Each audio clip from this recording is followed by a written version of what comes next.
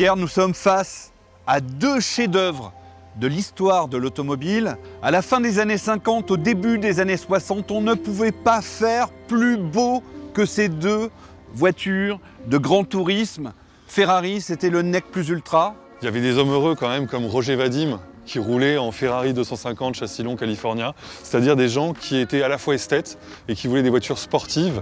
Et d'ailleurs, la base de cette voiture est une 250 Tour de France, voiture qui a été baptisée après sa victoire au Tour de France. Et celle-ci donc a été vendue neuve à Hollywood. Donc une California de Californie. Qui est restée donc en Californie jusqu'au milieu des années 90 pour arriver en Europe chez un collectionneur anglais qui l'a faite entièrement restaurée par Joe Macari Classics en 2018.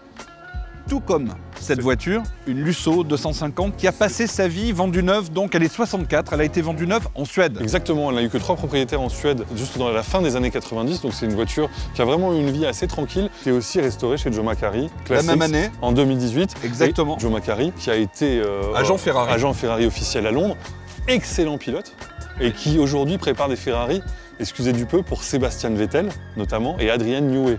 Autre point commun de ces deux Ferrari, elles appartiennent au même collectionneur, un collectionneur suisse. Ces deux autos ont reçu leur Red Book de Ferrari Classique. Qui veut dire aussi qu'elles possèdent leur moteur d'origine, ce qui pour les collectionneurs est important. Évidemment, la 250 Lusso, 350 exemplaires, et la Ferrari 250 GT Speeder California, châssis long, produite à 47 exemplaires seulement, donc de rareté par rapport aux chiffres de production aujourd'hui. Oui, les chiffres de production actuels de Ferrari, on parle de plus de 7000 voitures par an, donc vous êtes face à des voitures, des grandes classiques, les deux dessins sont restés mythiques. La 250 Lusso, c'est une des plus belles deux places faites chez Ferrari, et notamment l'intérieur qui est très luxueux avec ses compteurs centraux, qui en fait une vraie voiture de grand tourisme.